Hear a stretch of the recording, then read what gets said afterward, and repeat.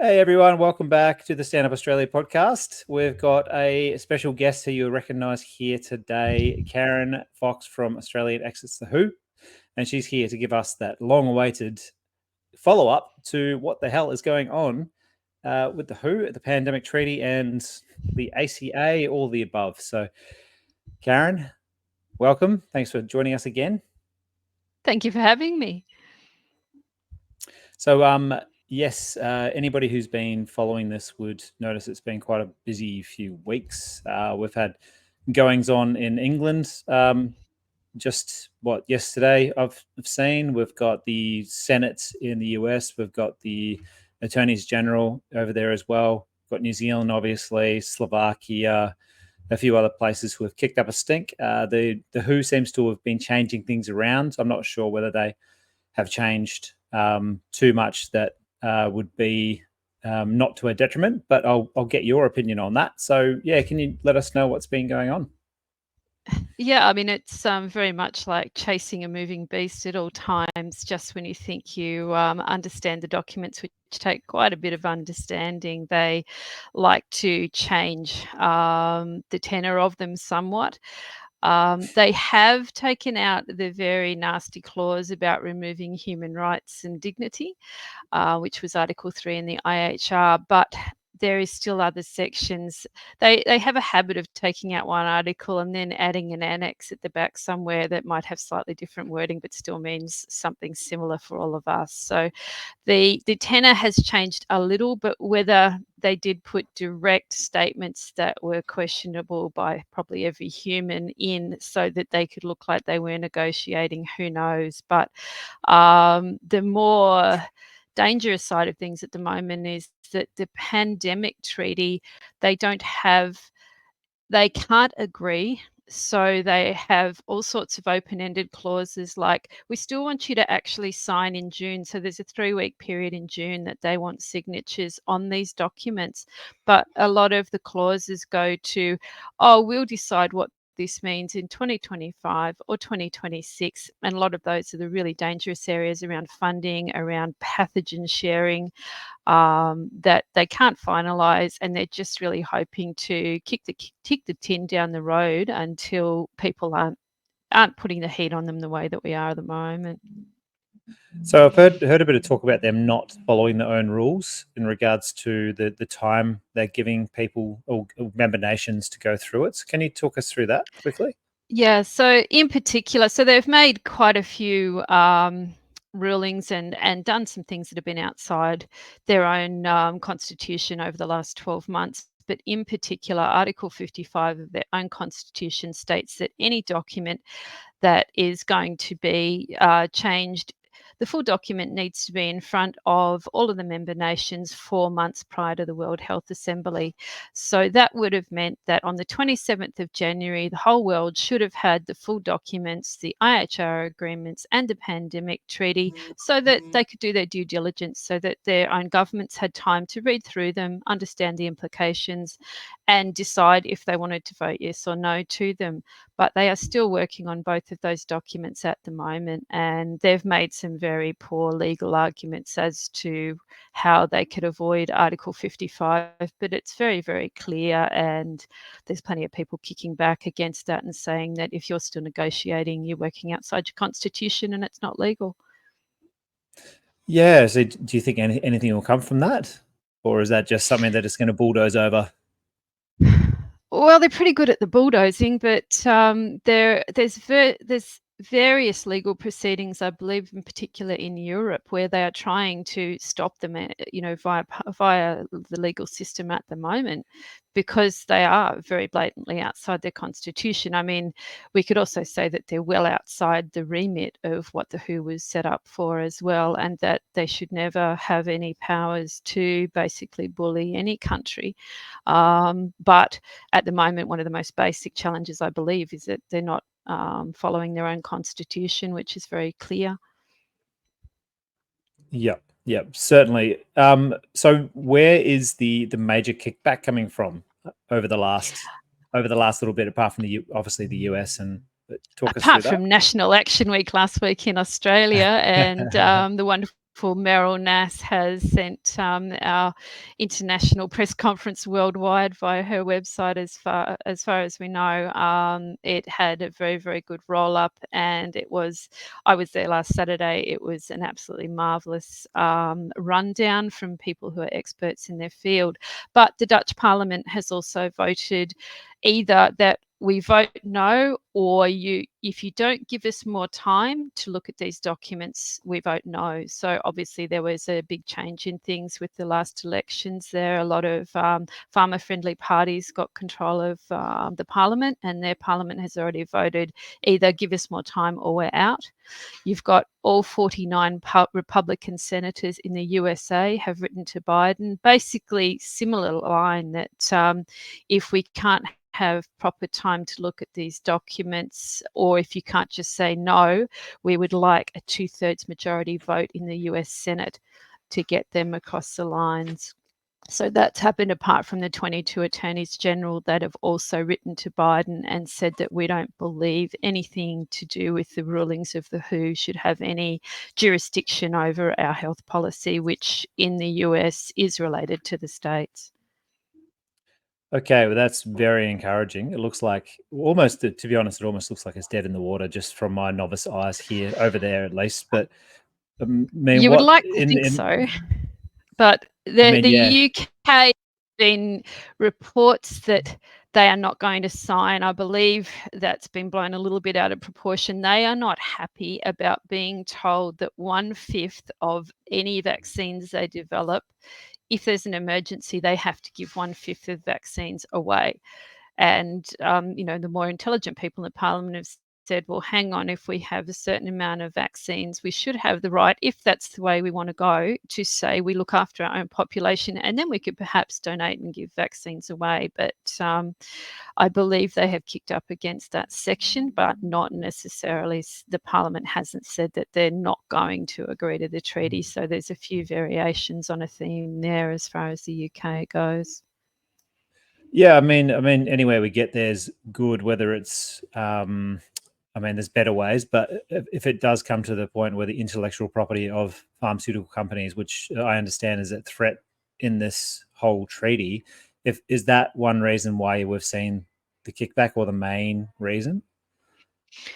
I think that basically that the member nations don't know what this is going to cost them. So it's completely uncosted as far as the treaty goes. There are some ideas of costing for Australia based on the PPP document that came out last year, I believe. We are looking at going from a core funding that we're required to pay of 22 million a year. Obviously, Penny Wong threw another 100 million at them last year just for fun. But our basic core contribution at the moment, our assessed contribution, is $22 million. And if these treaties go ahead, it's been assumed that they will require 5% of our health budget, which is 5.3 billion, which is a nice jump in funds if you're the WHO.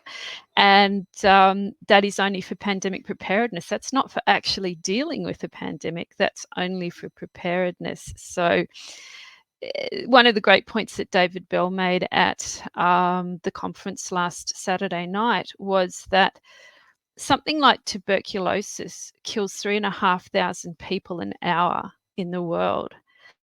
And these pandemics naturally occurring are extremely rare. And even something like the SARS pandemic, it only killed as many people as tuberculosis kills in an hour. So the emphasis on pandemics and requiring 5% of your budget for pandemic preparedness alone, when there's so many other illnesses in our country, it's not necessarily tuberculosis, obviously, but we know how many health issues there are, that the health spending is being misallocated if it's going to pandemic preparedness alone, not to so many other things that need assistance and that people really need help with in our country. Think about what that was. It 5 billion? Did you say $5 billion or 3 billion? 5 billion. So 5.3. 5.3. So think about what we Not a lot could if you do. say it quickly.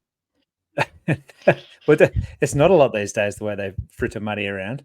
But think about what we could do for Australia's health with education and like I see so much misunderstanding about how the human body works. Only like just a short story. The other day we were at the market, and my son's gluten free and dairy free. So am I, to be honest. And we went, and he's never had a hot dog before with a bun. So I went up and said, "Oh, look, they got gluten free hot dog buns. Let's try one out." So bought one, and the lady there had her daughter there, and she's like, "Oh," she goes, "Oh, gluten free, eh? Oh yeah, my daughter, she's a beacon for gluten, for stuff with gluten in it. Every time she had it, she'd have a cough and she'd start wheezing." And I said, "Oh, that's no good." She goes, "Oh, no, it's okay. I went to the doctor. They gave us some aspirin inhalers, and now it doesn't matter. It's all good." So there's this real disconnect between what people think is health and what actually is like what we could I'll do with give you a that quote five. from the conference again. Professor Ian Bright-Hope: "Every doctor should know about nutrition, and unfortunately, they're not taught about nutrition. And it's the building block of everything. And anyone that's trained for sport or has been in any high level sport, I'm an ex racehorse trainer. The most important thing to condition any person or animal is nutrition. So it's the basis of your health. The second most important thing, or with that, goes your immune system. So anything that undermines your body's ability to operate, the two major things are nutrition and your immune system. Very, very early on in the COVID debacle, I saw an AstraZeneca, ironically enough, scientist stating, "Oh, yes, these will deplete your immune system, but it's all right, you can have more." And that was one of the red flags that I saw very early on. And just knowing that the last thing you want to ever interfere with is your natural immune system. Oh yeah, I mean, the amounts of autoimmune disorders we're going to see, we already are seeing really coming up, is going to be astronomical. And Someone again, I know. back Oh to no, Professor Bright-Hope. One of the biggest issues is deficiency of vitamin D and vitamin C. yes, pump up on that vitamin C if you can. Zinc, vitamin C, vitamin D, vitamin A. We've got all that in the kit bag now.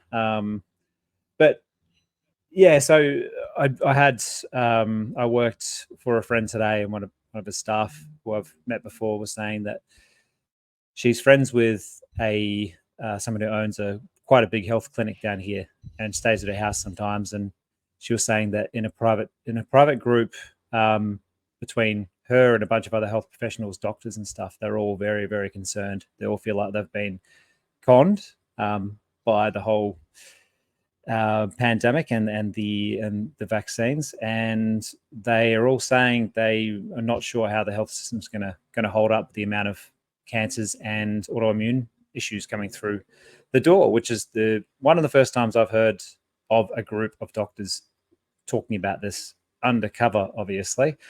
But we're going to see it, and we're going to get more of this if we let this WHO pandemic treaty go through. We'll probably get more of that stuff anyway, because I don't think the politicians really get it at the moment, how much they've screwed everything. But let's hope they do. And we've got some good people in the parliament at the moment. Can you tell us if there's been anybody else that sort of stuck their head up since we last spoke? I noticed Matt Canavan's finally sort of come out and said he's pretty suspicious of the WHO. Yeah, Matt Canavan has definitely come out and said that we should be suspicious of the WHO. It's a shame he wasn't thinking like that or aware of things last December when they passed the first set of amendments through a committee that he is on, and several of the members of that committee had no awareness that they'd passed the first set of IHR amendments. It looks like universally, luckily, the timeframes have been reverted back to the full timeframes that we had prior to those amendments. So it seems that there was actually more countries than we knew about that had protested against those time changes, and those time changes would have given 10 months from this World Health Assembly to assess all of the issues with documents that aren't even complete yet. So perhaps that's why they've reverted to the original time frame. So we do have a little longer to consider any of these things if they go through, but obviously Act 1 really is to try and prevent the World Health Assembly voting in favour of these very, very odd agreements that are still not public and not complete. Okay, that's good news. I had no idea about the timeframes going back. So, so does JSOC still have the final say? Well, not the final say, but they still have the semi power over this. They don't really have a lot of power. They have the ability to look into the treaty. We've had a little bit of a debate with a couple of the members of JSCOT because they seem to think that they are not able to look into anything until after it's ratified, which really begs the question of what the hell are they doing? Because if you can't look at a treaty until it's basically been ratified and agreed to, why are you even bothering? But they do have the ability. It's built within past inquiries into JSCOT, and they do have the ability to actually look into things before they've been ratified. And so we're having a little bit of a debate with them along those lines at the moment, saying that seeing as you when they had shortened timeframes, we have done a letter writing campaign saying, okay, now you've given yourself 10 months. Can you please explain to us how you're going to achieve this long list of things, including looking at how 307 amendments may conflict with our own laws in Australia, and doing public consultation, and then getting that information back to the government in under 10 months, especially in light of the fact that it took them 14 of 18 months to even table the first set of simple amendments. That's been a big worry of ours all along, that we're being redirected to JSCOT as the committee that are supposed to be looking into this, and it took them 14 months to even table the first set of amendments, and at the moment they had given themselves 10 months. That's back out to 18 months now, but they still won't want to take 14 months to even get it on the table, because they need to look at a lot of things, including what parts of our constitution might need to change to actually bring these amendments into law. And by signing up at the end of May, we are stating to the whole international community that Australia intends to make these changes law in our country. There's been a lot of arguments about sovereignty, about what's binding, about what's not binding, but we are signing up, if we say yes, to changing the laws in Australia so that these things can go ahead. Yeah. Now, did you have much luck the other day at your MP's office? We knew that, so my MP is Barnaby Joyce. We knew that he wasn't going to be in the premises. Eventually they managed to give us that information, and we did have a little table out the front of his office for a little while. Then we moved down to a better spot where we had a rally of about 30 or 40 people, and we got over 100 signatures on our declaration, which we then took back to Barnaby's office and presented to a staffer who tried to tell us that if it was a petition, she couldn't take it. So we did explain that it was a People's Declaration letter and not a petition, and she then accepted it. But I have had a very good discussion with Barnaby, and the latest in writing from him is that he will advocate for our position in the party rooms. So that's definitely positive. That's amazing. That's amazing. So, as well as Barnaby, anybody else we should know about that we can, maybe you're just about to crack? There's a few that I won't tell you about, like a member of JSCOT who called the police on people outside his office who'd been told to wait outside for him. Yes, I saw that another one. member of JSCOT who called, I think it was Federal Police, on Federal police. people outside the office. Yes. Did he think Went he was to the going to get High Court. assassinated or something? Did he? Yeah, so we had responses from very grateful for the information to calling the police among MPs, but obviously I wasn't in all places, so I can't tell you exactly how all of those events occurred.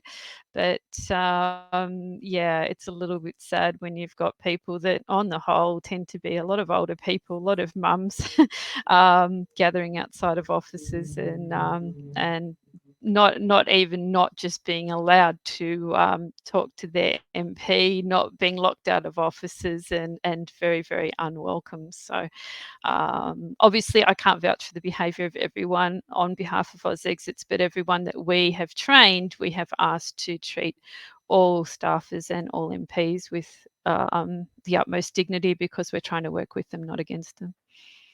I think that's very important, and I know that anybody who is following what the ACA is doing at the moment is probably aware of that. But yeah, it is really important that we just go in as concerned citizens and not raving lunatics, because you're not going to get anywhere doing that. You know, Yeah, and we have to work on the theory that they haven't seen the source documents, that they have got. So, and this was definitely the case with my MP, is that they've gone higher up in the party, they've asked for the information, they've signed a letter that their staffers have filled out with the information they've been given, but they've never seen the documents. So the most powerful thing that we've been hopefully achieving by the NERA initiative of sending representatives that have the documents, that have highlighted documents, source documents from the WHO, are very hard to argue with. So it gives the MPs a different angle. So, and talking to their staffers isn't good enough. You still don't know if the message has got home. So you need to talk directly to the only way that we've changed any hearts or minds is talking directly to the MPs in a sociable manner and showing them what we're talking about, because they're not getting that information elsewhere. Definitely. I didn't get to go down on Friday, but I went down early this morning at about 9:30 to Ross Vasta's office, who's my local MP, and spoke to the guy, Tom, his name was there, and made him aware I wanted to speak to him. He gave me the information, and then I wrote in the email that I spoke to Tom, just to make it clear that I'd been to see him. So I'll be following up with him next week. He's in Canberra at the moment. But yeah, look, I think it's just such a good opportunity for everybody to really reclaim the democratic process, because it's not such a bad thing. It's, if when it works quite well. Unfortunately, we've lost track of what it actually means. So this is a really good opportunity for everybody in Australia to reclaim democracy. So Yep. yep. I Now, saw a wonderful little phrase I'll give people, and I still believe that quite often these are our biggest obstacle.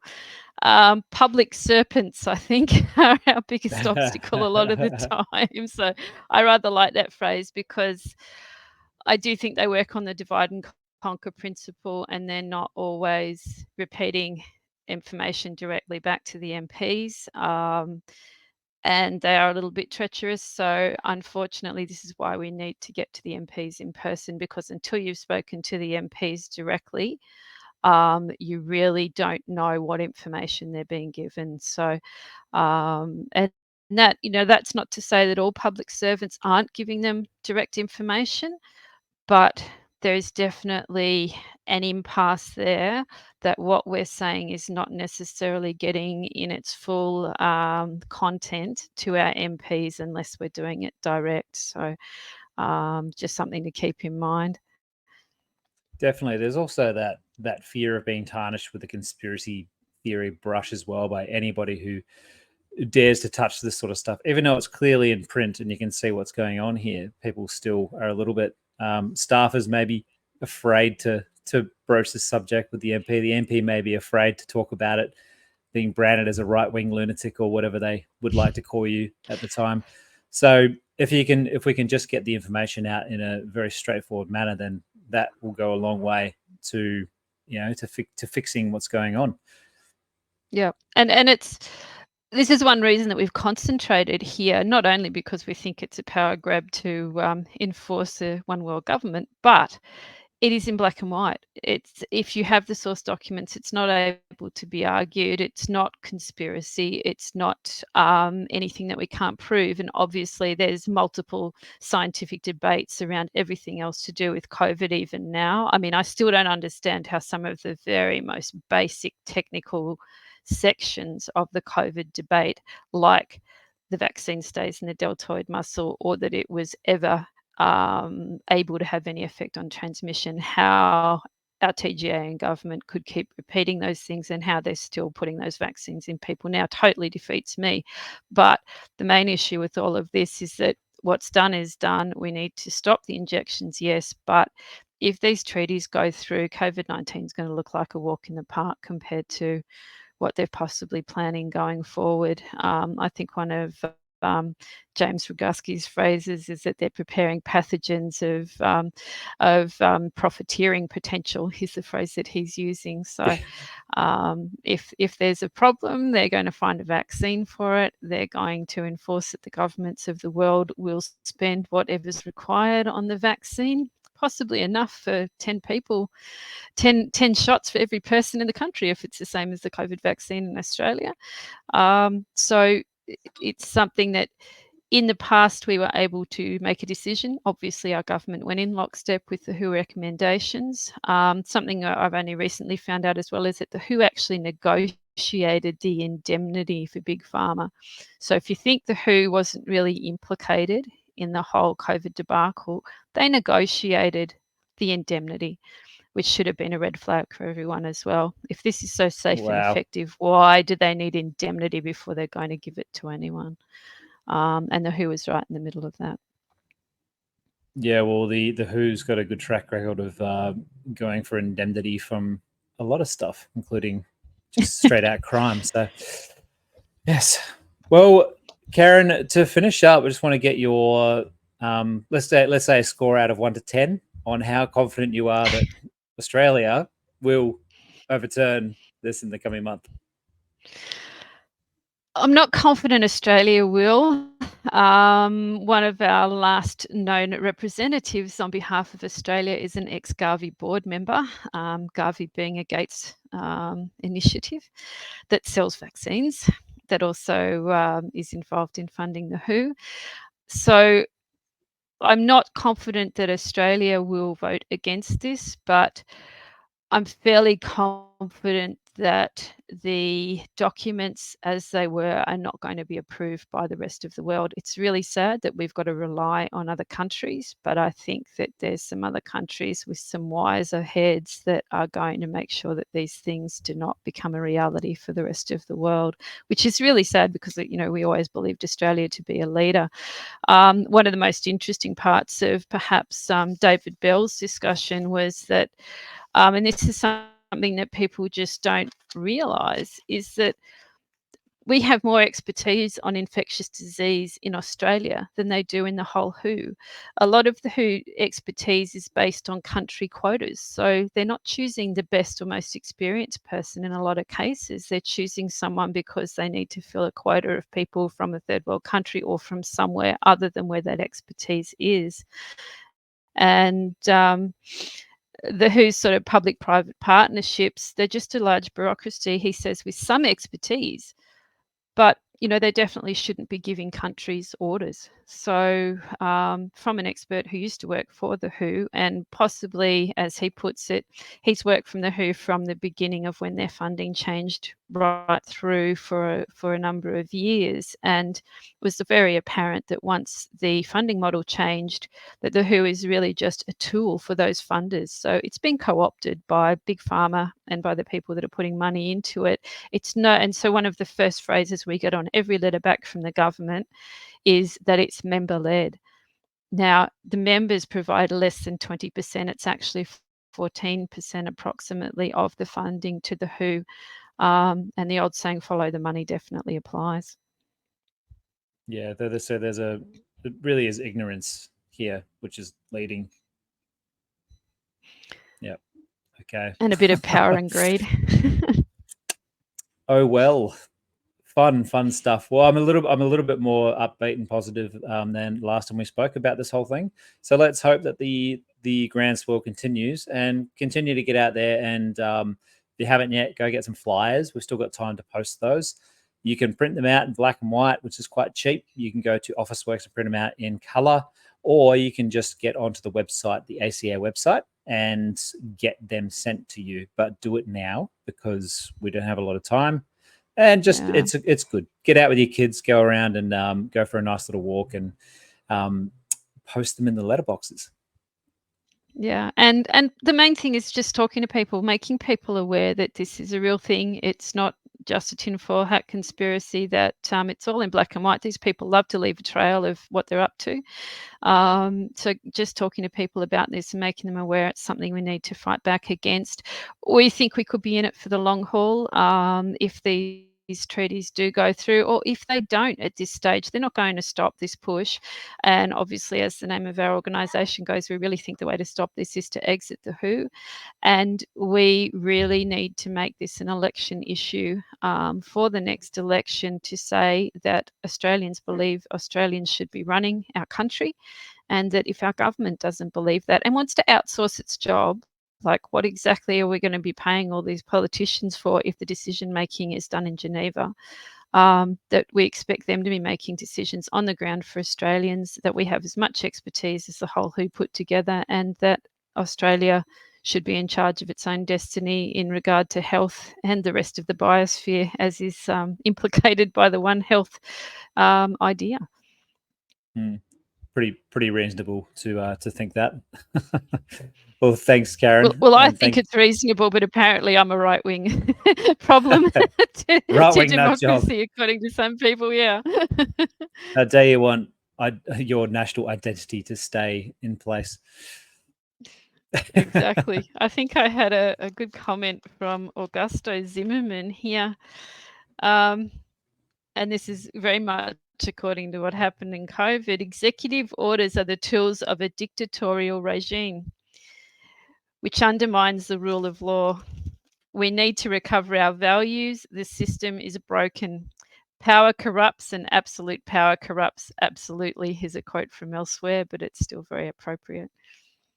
Yep, certainly is.